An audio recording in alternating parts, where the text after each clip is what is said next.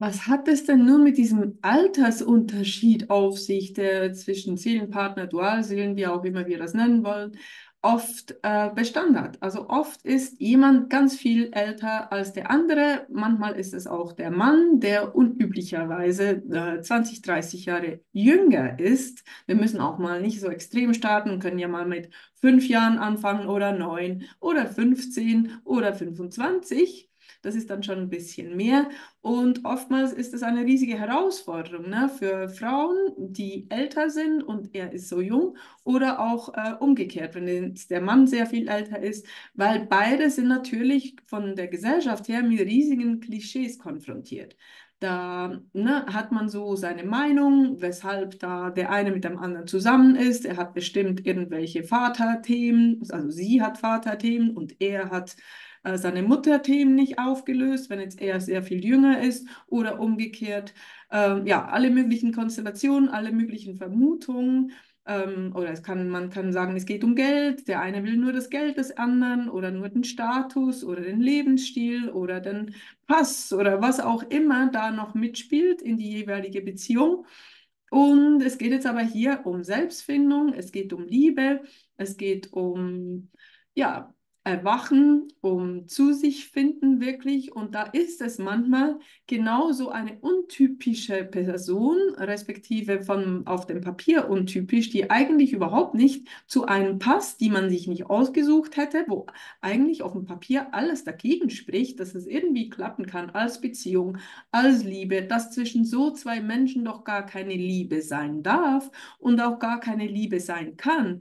Das ist oft, was das Schicksal sozusagen zusammenführt oder als eines oder als Union oder als ich würde fast sagen, als Übungspartner zusammenführt, damit beide für sich weiterkommen und heilen. Denn was gibt es Besseres, als in einer Beziehung zu sein oder einer Verbindung zu sein, wie auch immer man dieses ganze Konstrukt nennen will, wenn man da ganz klar spürt, da ist irgendwas ganz Starkes, das einen anzieht, das einen zusammenhält, das einen einander nicht loslassen lässt, das einen ja, wach liegen lässt, nachts nicht nur, sondern wirklich auch vielleicht das ganze Leben auf den Kopf stellen lässt, weil da plötzlich so was Unkonventionelles daherkommt in Form einer Person, wie gesagt, die man sich nie ausgesucht hätte und wo dieser riesige Altersunterschied besteht.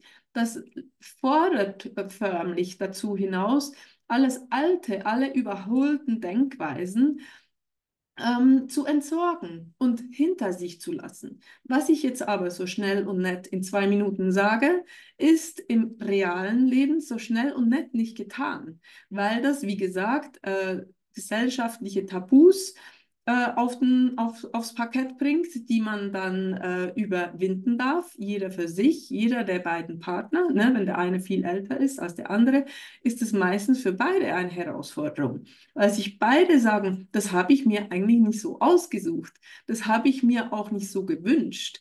Ne? Wenn man jetzt einen Blick hinter die Kulissen macht, hat man sich das natürlich so ausgesucht, bevor man gekommen ist auf die Erde, wenn man so will, ne? Hat man natürlich gesagt, okay, diesmal will ich die und die Herausforderung oder ich will die und die vermeintliche Hürde zwischen uns haben, damit wir das überwinden können, damit wir zeigen können, dass eben nur Liebe zählt und dass nur echte Werte eine Rolle spielen und nicht so oberflächliche Werte wie Alter.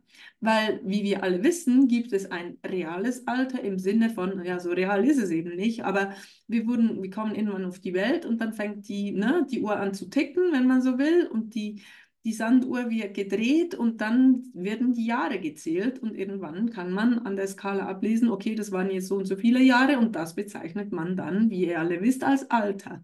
Jetzt gibt es aber auch noch ein Seelenalter. Das heißt, je nachdem, wie viele Runden ihr auf dieser Erde, ne, auf dem Spielplatz Erde schon gedreht habt, je nachdem, wie oft ihr schon hier wart, habt ihr halt mehr oder weniger Erfahrung als Mensch auf dieser Erde. Und als Mensch auf dieser Erde mit wenig Erfahrung seid ihr dann eine junge Seele, nämlich seid noch nicht so viel rumgekommen, ne? Seid vielleicht immer noch so ein bisschen in den Kinderschuhen, seid noch die Basics am Lernen und seid daher, auch wenn ihr in diesem effektiven Leben jetzt, was weiß ich, 60, 70 Jahre alt seid, dennoch eine junge Seele. Handkehrum kann ein junger Mensch, also in diesem Leben jung, von, was weiß ich, 20 Jahren, 15 Jahren, 25, was auch immer man als jung betiteln möchte, kann eben schon ein paar Mal mehr hier auf der Erde gewesen sein, hat schon seine Basics gelernt, hat auch schon die Mittelschule absolviert und vielleicht gar schon die Uni besucht, ne, im übertragenen Sinne, und hat all diese Erfahrung gesammelt, um sozusagen ein weiser Mensch geworden zu sein, respektive eine weise Seele, deshalb eine alte Seele. Und deshalb hat sein reales Alter, das vielleicht 15 oder 20 oder 30 oder 40, ist ja auch noch jung, Jahre zählt, nichts mit seinem effektiven Weisheitszustand und mit seinem es geht nicht um Wissen, es hat seinen Bewusstseinszustand zu tun und mit seiner ethischen und moralischen Reife auch. Ne?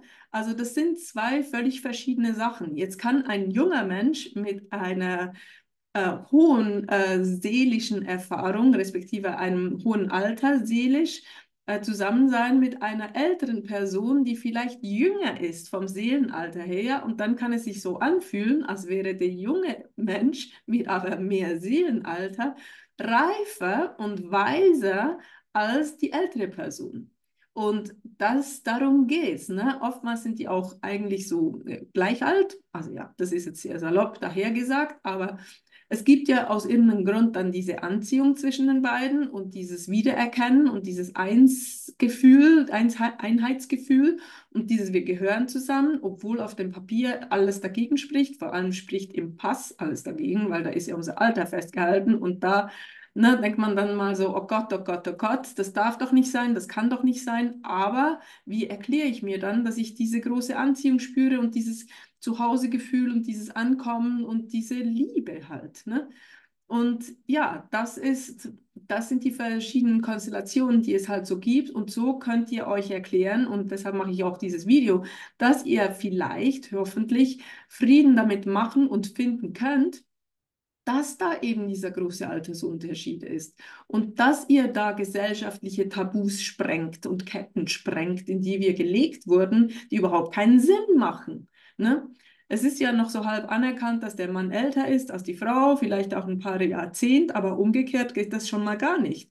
Und ich weiß auch anhand von euren Kommentaren, wie herausfordernd das für euch als Frau ist, wenn ihr so viel älter seid. Und wenn da dieser junge Mensch ist, der sagt, er liebt euch aus ganzem Herzen und ihr auch spürt, dass das stimmt, ne, im besten der Fälle natürlich, und da keine Zurückweisung stattfindet, sondern wirklich einfach diese Verbundenheit gelebt und auch angenommen wird. Und ihr könnt euch nicht erklären, wie das sein kann. Das macht irgendwie keinen Sinn für euch und ihr werdet vielleicht schräg angeguckt, ne? Wenn ihr irgendwo in ein Hotel geht, wenn ihr irgendwo unterwegs seid, wenn ihr Händchen halten durch die Stadt geht. Wir werden schräg angeschaut, weil das halt tabu ist, wie gesagt. Und weil das verurteilt wird vom stupiden Mensch der Gesellschaft, der sich nicht vorstellen kann, dass es andere Werte gibt, als eben einfach schön ins Raster zu passen, dessen, was von einem erwartet wird. Und deshalb, ne, es geht ja bei Dualsinn, wie ihr wisst, Seelenpartner, la la la, ich mache nicht jedes Mal die ganze Definition durch. Einfach, es geht bei Seelenverbindungen, sagen wir jetzt mal ganz allgemein, geht es um Erwachen. Es geht um Altes hinter sich lassen. Es geht ultimativ um eine neue Welt, die geschaffen wird, eine neue Gesellschaft, die auf einer neuen Basis ruht. Und auch in dieser neuen Welt spielt das Alter keine Rolle, weil das so was Oberflächliches ist, sondern es zählt, wie gesagt, die Liebe. In erster Linie die Liebe zu sich selbst, wozu euch der Dualseelenprozess respektive Dualseelenerfahrung liebevoll pusht und leitet und führt, Schritt um Schritt. Und ich helfe euch natürlich gerne dabei, weil ich Leute in diesem Prozess unterstütze, zu sich und zur großen Liebe zu finden. Und Jetzt habe ich den Faden verloren, aber das kommt ja mal vor. Auf jeden Fall, auf jeden Fall geht es um viel mehr als einfach nur, ob er ist älter, sie ist jünger, sondern es geht, wie gesagt, darum, diese alten Denkweisen und Dogmen und Vorschriften zu überwinden und in die dahin zu schicken, wo sie hingehören, nämlich in die Vergangenheit und ins Nirgendwo, weil es keine Rolle spielt. Und das ist eine Form, wie das geschehen kann, durch so einen Dualsinnprozess, durch so ein Erwachen. Und es gibt ganz viele andere Formen, ne, des Erwachens und des Wachwerdens und des Realisierens, dass man mehr ist als einfach nur, ne, ein Roboter, der arbeitet und Karriere macht und Geld scheffelt und dann irgendwann Enkelkinder hat und stirbt, mehr oder weniger. Dass da eben mehr ist und dass wir mehr sind und mehr können und uns ja, wir viel mächtiger sind, als wir eigentlich denken und dass wir unsere eigenen Entscheidungen treffen können und nicht der, ich sage jetzt mal, Obrigkeit ausgeliefert sind, die uns sagt, wie wir zu denken und zu handeln und was wir zu tun haben. Oder auch der Gesellschaft, die uns genau Gleiches diktiert. Darum geht's und deshalb ist dieser Altersunterschied zwischen SeelenpartnerInnen, Seelenverbindungen ganz häufig, wird wahrscheinlich auch immer häufiger, weil das eben eine offensichtliche Form ist und auch eine, ja, man sieht es, ne? Man sieht es von außen, obwohl der Unterschied gar nicht immer so gut sichtbar ist, wie er wirklich, wie groß er wirklich auch ist, ist es eine Form der Rebellion und des Umbruchs und des Umsturzes. Und deshalb ist er sehr effizient und deshalb macht am besten einfach Frieden damit, wenn ihr davon betroffen seid. Seid auch ein bisschen stolz, dass ihr was anderes erleben dürft, als das, was ihr vielleicht für euch ausgesucht oder gedacht hättet. Und sieht das Schöne und das Positive daran, denn es kann eine extrem bereichernde Form der Beziehung sein. Und es kann, ja, gerade in ihrer unkonventionellen Art euch selber über eure eigenen selbst auferlegten Grenzen hinausbringen in der Entwicklung und euch absolut frei machen in jeglicher Hinsicht, was ja genau auch das Ziel des Ganzen ist.